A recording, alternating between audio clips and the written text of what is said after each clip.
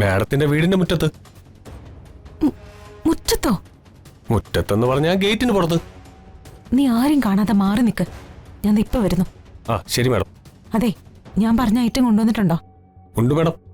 Okay, ഞാൻ ദേ വരുന്നു. Daksha. Hello ദക്ഷമോളെ. Anti, anti എന്നെ പറഞ്ഞ് പറ്റിക്കുകയാണോ? പറ്റിക്കാനോ? ഞാനോ? അതും നിന്നെ. അങ്ങനെ ഒന്ന് ഈ ജന്മത്തെ സംഭവിക്കില്ല. നീയേ എന്റെ മരുമകളാ ദക്ഷേ. സോറി, എന്റെ മോളാ. നീ ആദ്യമായി എന്നോടൊന്ന് ആവശ്യപ്പെട്ടതാ, അത് ഞാൻ മറന്നിട്ടില്ല. എന്നിട്ടാണോ ആ കല്യാണി ജൂലിയറ്റ് ആയിട്ട് അഭിനയിക്കാൻ കോളേജിലേക്ക് വരുന്നത്?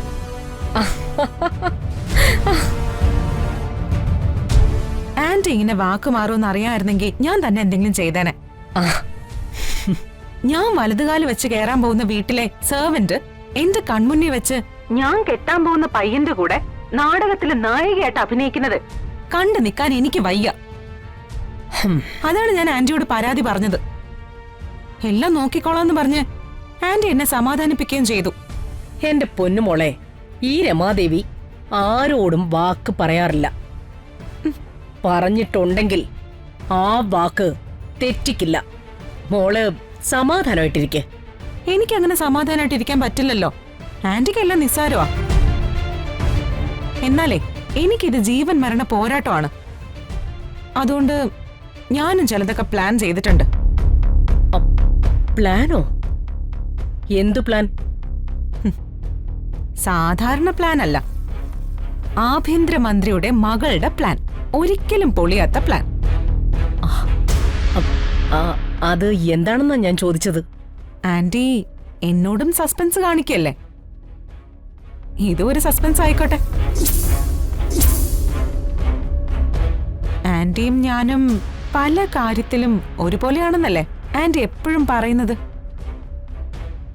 അപ്പോ ഈ വാശിയുടെ കാര്യത്തിലും നമ്മൾ ഒരുപോലെ തന്നെ ആയിരിക്കണമല്ലോ. മിടുക്കി, നീ എന്റെ മരുമോള് തന്നെയാ. നിന്റേതായ രീതിയിൽ നീ കല്യാണിയെ ഒതുക്കാൻ നോക്കിക്കോ. എന്റേതായ രീതിയിൽ ഞാനും നോക്കാം. ഏതാ വിജയിക്കുന്നതെന്ന് നമുക്ക് പരീക്ഷിച്ചു നോക്കാം. അതെ ആന്റി, നമുക്ക് നോക്കാം.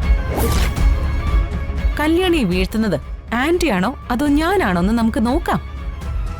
ബൈ.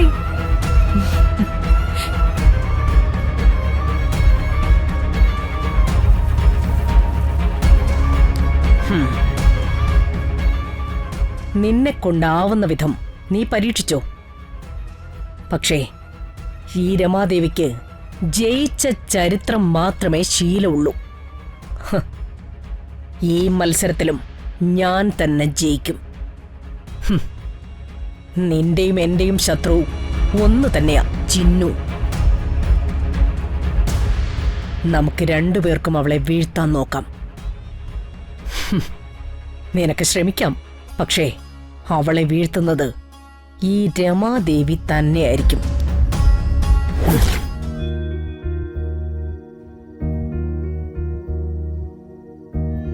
ചന്ദ്രാമ്മ ക്ഷമിക്കണം. എല്ലാവരുടെയും മുന്നിൽ വെച്ച് ചന്ദ്രാമ്മയെ തല്ലിയപ്പോൾ എനിക്കൊന്നും ചെയ്യാൻ പറ്റിയില്ല. മോനെ, ഈ ചന്ദ്രാമ്മ ഇപ്പോ എല്ലാ അപമാനവും സഹിക്കും. അതിന്റെ പേരിൽ ആരെയും ശപിക്കാൻ ചന്ദ്രാമ്മയ്ക്ക് കഴിയില്ല. ഈ ജീവിതത്തിൽ ഇതൊക്കെയാണ് എനിക്ക് വിധിച്ചിട്ടുള്ളതെന്ന് അറിയാം. എല്ലാം സഹിച്ചും ക്ഷമിച്ചും ആരെയും ഒരു വാക്കുകൊണ്ടുപോലും നോവിക്കാതെ ജീവിക്കാൻ എന്റെ ചന്ദ്രാമ്മയ്ക്ക് മാത്രമേ സാധിക്കൂ. ഇതൊക്കെ കൊണ്ടാ ചന്ദ്രാമ്മയോട് എനിക്കിത്ര ഇഷ്ടം. എനിക്കത് മാത്രം മതി മോനെ. എന്റെ മനസ്സൊന്ന് പിടയുമ്പോ നിന്റെ കണ്ണ് നിറയാറില്ലേ? അതിനേക്കാൾ വലുതായിട്ട് ചന്ദ്രാമ്മയ്ക്ക് ഒന്നും വേണ്ട. ആ കോളേജിലെ നിങ്ങളുടെ നാടകം ഉടനെ കാണില്ലേ?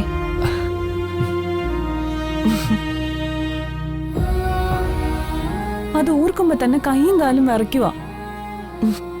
ചിന്നു മഹിയും നായികയും നായകനുമായി അഭിനയിക്കുന്ന നാടകം കാണാൻ ചന്ദ്രാമ്മയ്ക്കും ആഗ്രഹമുണ്ട്.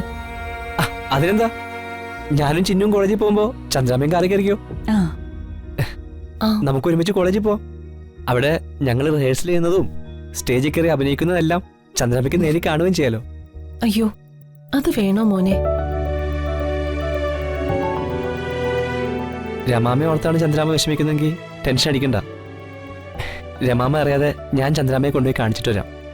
വേണ്ട മോനെ, എന്നെ ഇവിടെ നിന്ന് ഒളിച്ചു കൊണ്ടുപോയാലും അവിടെ ചീഫ് ഗസ്റ്റായി വന്നിരിക്കുന്നത് രമാമ്മയുടെ അല്ലേ? ഞാൻ ആ സമയം കോളേജിൽ വന്ന മാഡം എന്നെ... അല്ലേലും ചന്ദ്രമ്മ നാടകം കാണാനൊന്നും വരണ്ട. ചന്ദ്രമ്മ വന്നാ എനിക്ക് അഭിനയിക്കാൻ നാണക്കേടായിരിക്കും. അതെ, ചിലപ്പോൾ രമാമ്മ വെറുതെ ഒരു സീൻ ഉണ്ടാക്കുകയും ചെയ്യും.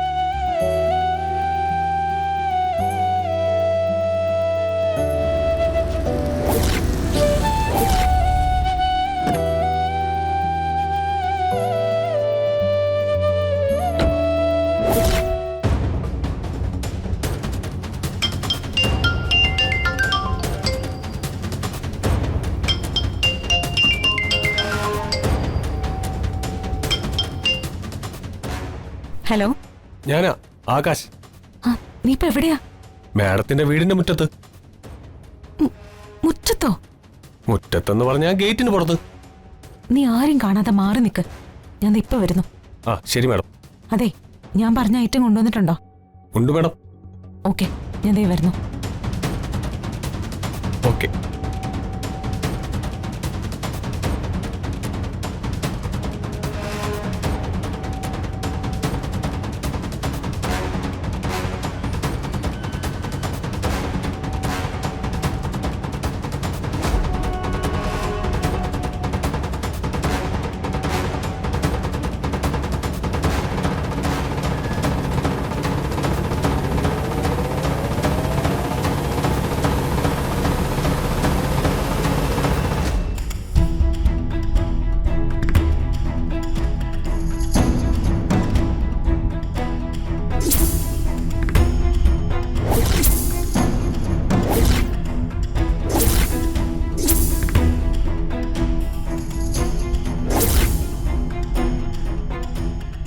ഞാൻ ചോദിച്ച ഐറ്റം തന്നെയല്ലേ?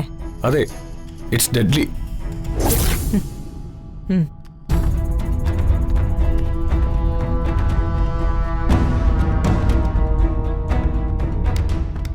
ഇനി നീ പോയിക്കോ, നിന്നെ ആരും ഇവിടെ കാണണ്ട.